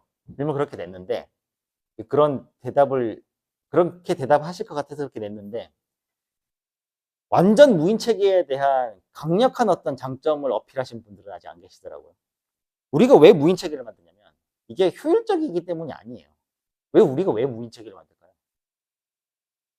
뭐 일단 전장에서. 우리 게을러서 그래요. 그리고 우리 뇌가 그래요. 우리 뇌는 항상, 우리 뇌가 그렇잖아요. 우리 뇌는 우리 몸에서 가장 중요한 부위야. 누가 그렇게 얘기해요? 뇌가 그렇게 얘기하잖아요. 뇌는 그렇잖아요. 뇌는 안 움직일 수 있으면 안 움직이려고 해요.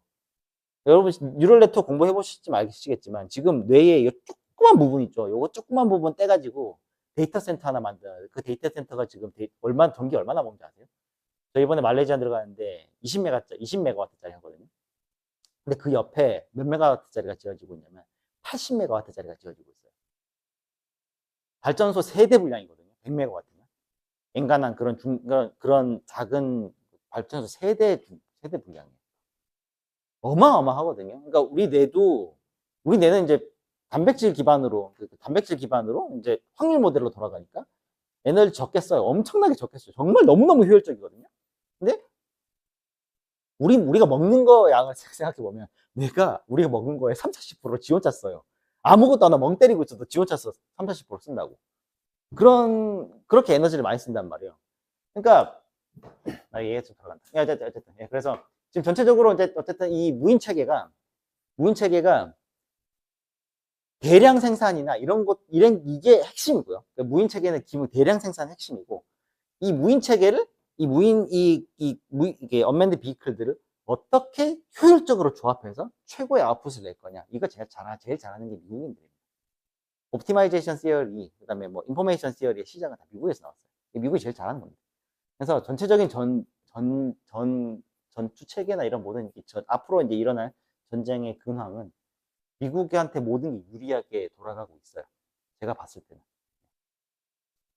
러시아는 이런 거를 뼛속 깊이 싫어하기 때문에 러시아 애들은 야 내가 그러느니 그냥 내가 죽고 말지 약간 그런 게 좀 있어요. 제가 러시아 친구들하고 얘기를 해보면 그런 좀 낭만적인 아주 낭만이 있어요. 얘들은 진짜 그런 게 있어요. 야 무슨 사람이 씨발 전쟁을 해야지 무슨 기계냐. 그래서 우크라이나에서 정말 싫어하는 거예요. 우크라이나 사람들도 이제 다 그런 사람들이 아니거든요. 러시아 피가 강한 사람이 있고 또 유대계 쪽 피가 강한 사람이 있고 되게 피가 섞이면 다 그런가 봐. 예.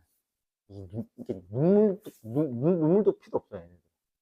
이게 여러분들 보시면 이게 지금 수업이기 때문에 제가 그런 거 틀어드리진 않겠지만 드론이 이 러시아군 위에 폭탄 떨어뜨리는 거 보면 무섭습니다. 근데 요즘 또 기사들 보면 그거 조종하는 애들이 누구냐? 게임하는 애들, 게임하는 애들. 이게 전쟁이란 게 그렇죠. 그러니까 우리가 그렇잖아요. 혹시 다부동 가보신 적 있어요? 다부동 전투 기념관 가보신 분 계세요? 여기? 혹시 경상도계 분 계세요? 다부동에 가면요. 다부동 전투. 그래서 저는 대구 출신이라서 바로 위가 이제 낙동강 바로 위고 해서 그 바로 밑에 이제 다부동 전투 기념관이 있는데 그 전선을 지키기 위해서 융단폭격 아시죠? 진짜 그 당시에는 아군이고 적군이고 없었어요. 그 전선 지키려고 다 죽였습니다. 그러니까 그런 뭐라 해야 되나 그런 가치가 있었기 때문에 그런 희생이 있었기 때문에 어떻게 보면 지금 우리가 지금 이런 문명을 만들어냈지 않을까 싶고 제 생각에는요 이게 연관돼 있다고 봐요. 무인 체계로 만약에 사람의 목숨이 뭐 전쟁이 원래 항상 그래왔지만 실제로도 그렇고 본질이 그럴지도 모르지만 사람의 목숨이 숫자나 이제 계량화되는 형태로 만약에 가게 된다면 저는 그것들이 만드는 아웃컴들은 지금과 같지 않을까라고 생각합니다. 그래서 이건 좀 철학적인 얘기긴 한데 어쨌든 이렇게 가고 있습니다. 그래서 휴먼 어퍼레이션을 미니마이즈입니다. 미니마이즈는 뭡니까? 안 쓸 수 있으면 안 쓰는 거예요. 계속 이런 식으로 가고 있습니다. 그리고 계속 이제 이런 체계들이 이제 유인 체계와 이제 인터럽션 되고 있고 혹시 주말트 아십니까? 여러분? 주말트 제도 아세요? 주말트 제도? 주말트 제독이 예전에 이런 걸로 싸웠다가 굉장히 말년이 안 좋았던 제독 중 하나입니다. 주말트가 아스너십이라고 그러니까 기존의 항모 전단의 카르텔에 도전한 사람이에요. 그러니까 너무 항모 이쪽 라인이 너무 강하다 보니까 부패도 심하고 미 해군의 어떤 효율을 떨어뜨린다. 그래서 그 사람은 이제 아스널십이라고 해요. 우리나라도 이제 우리나라가 오히려 우리나라가 아스널십이 되게 필요한 나라인데 그런 거를 밀어붙였다가 왕따 당하고 막 이래서 말년이 되게 안 좋았던 분인데 지금 딱 그런 일이 벌어지고 있어요. 그래서 지금 현 군수 체계가 미국 현 군수 체계가 우리나라 군수 체계가 유인 체계에 맞춰서 굉장히 비효율적이지만 규모가 큰 그런 시스템을 유지하고 싶었지만 이제 점점 이게 무너지고 있어요. 이런 게 되게 많이 일어납니다. 지금 뭐 통신, 그다음에 뭐 금융, 그다음에 뭐 예를 들어 제가 지금 있는 데이터 센터 쪽도요. 기존의 데이터 센터들이 전기를 많이 먹는 것 중에 하나가 실제로 서버들이 많이 먹는 게 있었지만 공조가 있어요. 공조. 컴퓨터 칩이라는 게 어마어마한 커패시터거든요. 커패시터 미친 듯이 넣은 거예요, 그 안에. 커패시터는 뭐가 있습니까? 커패시턴스가 있어요. 저항이에요, 저항. 그래서 컴퓨터 칩은 무조건 열이 날 수밖에 없습니다. 무조건 열이 날 수밖에 없어요. 그러니까 내가 연산하는 거 외에 무조건 열이 날 수밖에 없거든요. 그 열을 식히는 게 공기로 시켜왔어요, 지금까지 계속. 공기로, 공조로. 근데 공기라는 게 사실 여러분 뭐예요? 인슐레이터라고요. 비열도 엄청나게 낮은 데다가 열 전달이 안 되는 애예요, 사실. 이걸로 공조를 해왔거든요. 그래서 지금 이제 여기 지금 제가 말레이시아 지금 보이는 액침이라고 해가지고 그러니까 오일로 다 식혀요. 그런 식으로 이제 그래서 지금 기존의 공조업계들이나 이제 데이터 센터나 이제 BMS 쪽 시스템 하던 그런 사람들의 헤게모니가 지금 다 뒤집어지고 있어요, 지금. 서로 미친 듯이 싸우고 있거든요. 똑같아요. 금융에서 똑같아요. 금융에서 예전에 우리 기존의 카드업 그걸 뭐라 그러냐 그걸 뭐라 그러지? 그 카드사 결제 시스템 다 모아서 하는 그 업체들 있죠. 우리나라 그래서 우리나라는 카드 아무 때나 막 써도 되잖아요. 뭐라 그러냐? 우리나라 그런 식으로 이제 카드 체계를 다 뭉쳐서 여러 회사의 카드 체계를 다 뭉쳐갖고 이런 제품을 만드는 그런 시장이 되게 컸는데 이제는 어떠냐?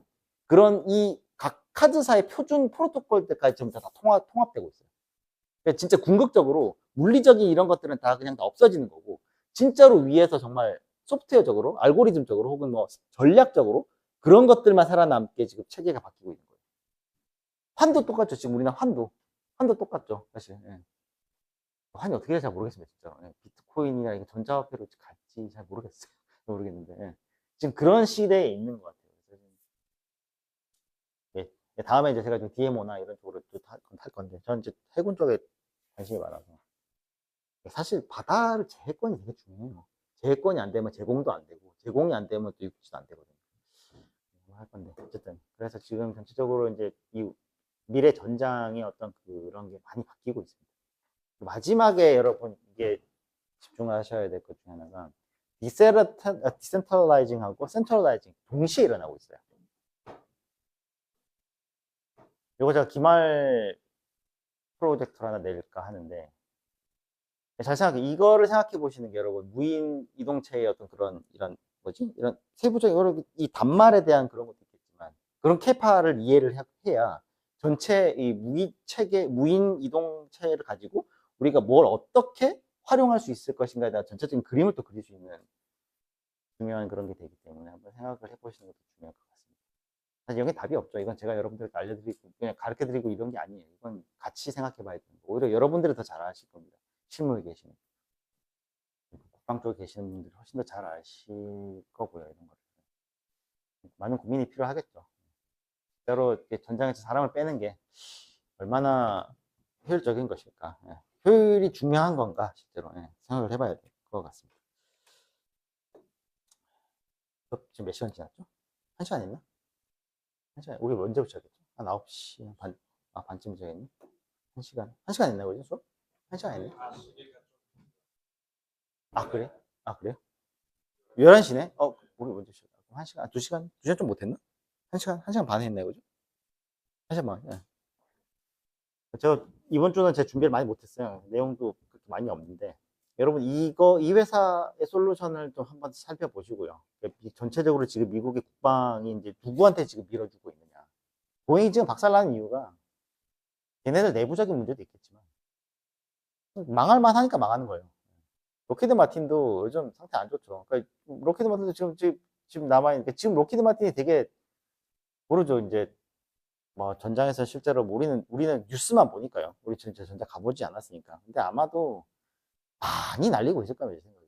뭐 아까 방금 걔는 트로페스 무기고 박살난 것도 순항 미사일이 아닐까, 저는 그런 생각을 해요. 드론이라고 얘기를 하는데, 저 정도면 순항 미사일이 아닌가 생각을 하고. 로키드 마틴도 그렇게 팔고 있는데, 로키드 마틴이 지금 순항 미사일 빼고 뭐 있어요 지금? F-35도 뭐 추가 발주 안 하지, 뭐 업그레이드 한다고는 하는데 유지 보수잖아, 그죠? F-22 더 이상 뭐 발주 안 하죠. 무인 전투기 이제 갔어요. 그러니까 로키드 마틴도 이제 무인 전투기로 뭔가 체계를 바꿔야 되는데, 얘네 갖고 있는 건 체계가 없어요. 그냥 제품만 있을 뿐이라고. 그래서 이제 미국 같은 이런 회사에서는 이제 안두리 같은 이런 회사에다가 이제 집중적으로 투자를 하는 거죠. 얘네들 마인드셋이 다르잖아요. 제품군 보면 마인드셋이 다르다고. 무기 만들고 얘네 체계를 만드는 마인드셋이 다르다고. 난 사람이죠. 얘 92년생인데, 92년생. 네. 팔머라는 사람. 한번 알아보시는 것도 좋을 것 같아서 그래서 들고 왔습니다. 네. 평소에 자주 보고 있었던 업체인데 생각보다 굉장히 지금 뭐 DoD 계약건들도 많이 터지고 그래요. 이 사람이 그런 거 되게 싫어하거든요. 자료를 공개하는 거 되게 싫어해요, 이 사람이. 근데 이제 워낙에 사이즈가 크니까 이제 나오는데. 사람, 네, 이거 지난주에 했던 건가? 예. 시간이 되시면요. 이게 1시간 넘는 담화인데요. 저도 이게 별로 저 보지도 않던 채널인데, 이 사람 나와갖고 오만 얘기를 타요. 되게 중요한 얘기 되게 많이 하거든요, 이 자리에서. 나중에 시간이 되시면 한번 보셨으면 좋겠어요. 이게 한번 보죠. 예, 이거 한번 보죠.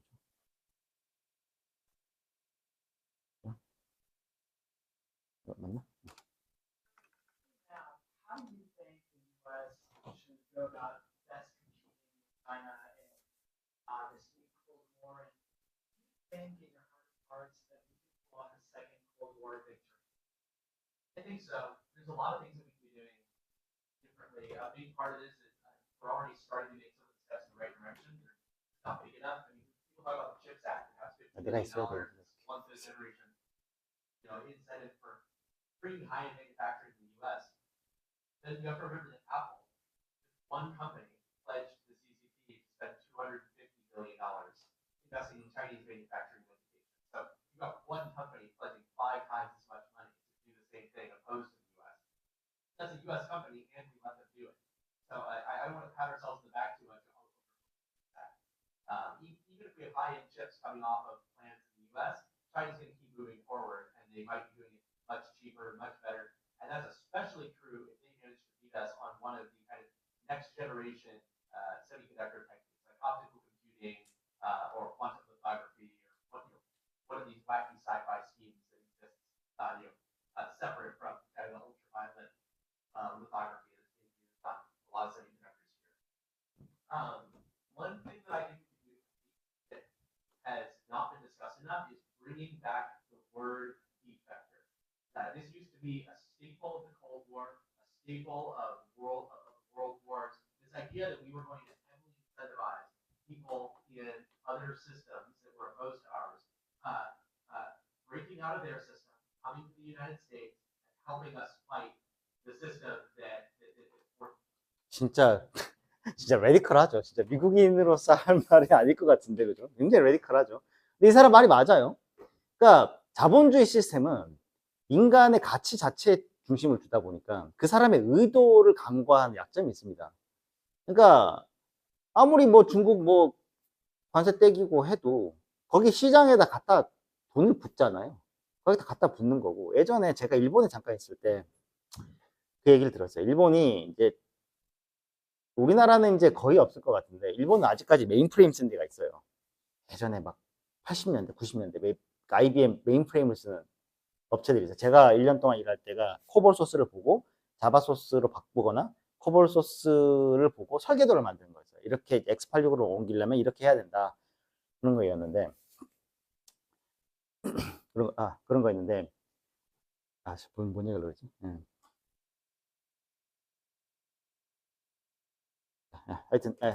하여튼 이 사람이 얘기하는 거는 굉장히 좀 레디컬해요. 그죠? 그러니까 실제로 자본주의는 이미 이런 전체주의하고 싸우기가 되게 어려운 포지션에서 시작을 하는 거예요. 그러니까 얘는 그래서 이런 얘기를 하는 거죠. 갖다가 오히려 우리가 반대로 중국의 애들 데리고 와가지고 거기 내부 정보를 갖다 활용하는 게 강력할 거다 이렇게 얘기를 하는 건데 굉장히 레디컬한데 이 사람도 원래 뭐 지금 한창 지금 물 들어올 때라 노젓는 걸 수도 있는데 네. 이거 제가 다 링크하고 다 정리해가지고 다시 올려드릴게요. 이거 정리해가지고 한 번씩 보세요. 그리고 이게 좀 제가 죄송한 부분이긴 한데 저도 최대한 한글 자료를 좀 찾으려고 하거든요. 근데 한글 자료는 너무 오염된 것들이 많아요. 그래서 이게 좀 그냥 받아들이기 되게 어렵고 진위 여부도 확인하기 어려운 것들이 많아서 여러분들도요. 이게 되게 여러분들한테 되게 중요할 수 있을 것 같은데요. 앞으로 여러 가지 언어를 하는 게 되게 중요할 거라고 생각을 해요. 번역기 나오니까 사실 이거 봐봐요. 이것도 이런 거 실시간으로 한국어 번역하는 것들이 얼마 안 남았을 겁니다. 그러니까 우리가 이제 돈 얼마만 주면은 얼마든지 쓸 수 있는 일이 벌어지겠지만 이런 게 있어요. 그 나라의 언어를 하게 되면요. 여러분들 머릿속에 약간 좀 다른 뭔가가 생겨요. 우리 뭐 어떤 사람은 인격이라고 하고 어떤 사람은 성격이라고 하고 어떤 사람은 사고방식이라고 얘기하는데 혹시 사피어 워프 이론이라는 거 아세요? 사피어 워프라는 교수가 있었어요. 이 교수가 주창했던, 왜냐면 증명할 수 없기 때문에 이론이라고 하는데 이 교수가 얘기했던 게 뭐냐면은 사람의 사고의 틀을 결정하는 거는 언어다라는 얘기를 했어요. 영화가 우리나라 개봉은 컨택트로 개봉이 됐고 원래 원제가 어라이벌이라는 영화가 있습니다. 이 영화가 그 주제로 영화를 만들었는데 되게 수작이에요. 한번 기회 되면 보세요. 언어를 이해하는 순간 완전 다른 차원을 이해하는 그런 게 나오는데 여러분 영어를 공부를 하면요 굉장히 체계적인 사고가 발달이 된다고 저는 생각을 해요. 제가 그런 베네핏을 많이 받았거든요. 한국어는요 동사가 맨 뒤에 나오죠. 일본어도 그래요. 동사가 맨 뒤에 나오죠.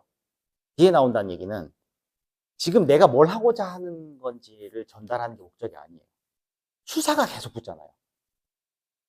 그러니까 동사는 저 뒤에 있고요. 주어가 여기 있고 수사가 계속 붙어요. 나는 이래서 이러는데 그래서 나는 이거 먹을 거야. 나는 이거 좋아하고 저거 좋아하고 뭐 이렇게 하는데 나는 여기 어디 갈 거야. 이게 맨 뒤에 나오잖아요. 이런 언어하고 나는 갈 거야. 먼저 이게 다 끝나고 수사는 붙여도 되고 안 붙여도 되고 하는 언어로 익숙해지게 되면 여기에 익숙해지거나 이걸 되게 잘 쓰게 되면 여러분들은 그 언어를 말하거나 이해하고자 하는 뇌구조가 또 생깁니다. 머릿속에. 여러분의 사고방식이 바뀌는 게 느껴져요. 독일어를 공부해보자. 독일어가 어떠냐면요. 독일어는 주어 나오고 동사 바로 뒤에 동사가 나올 수 있는 동사들이 있고요. 그부터 바로 수사가 막 붙어요. 수사가 막 붙다가 그 동사를 완벽하게 만드는 다른 동사가 맨 마지막에 붙어요. 되게 독특합니다. 독일어는 문장을 딱 봐도 무슨 통신 패킷 같아요. 동사로 딱 인캡슐레이션이 돼 있어요. 그 다음에 안에 수사가 다 있습니다. 되게 신기하죠? 하여튼 이게 되게 좀 그래요. 그래서 영어 공부를 하고 싶으면 영어 공부를 좀 많이 해보시는 게 되게 도움이 안 된다고 생각합니다. 그래서 제 자료 많이 올려드리는 거 있잖아요. 그거 계속 보시면 도움이 많이 되고 많이 들어야 됩니다. 많이 들어야 되고. 제가 영어 공부 처음 할 때 어떻게 했냐면 휴대폰이랑 PC 언어 바꾼 겁니다. 휴대폰, PC 언어 다 영어로 바꾸고 휴대폰 언어 영어로 다 바꾸고 그 구글 서치 디폴트 랭귀지를 영어로 바꿔놔요.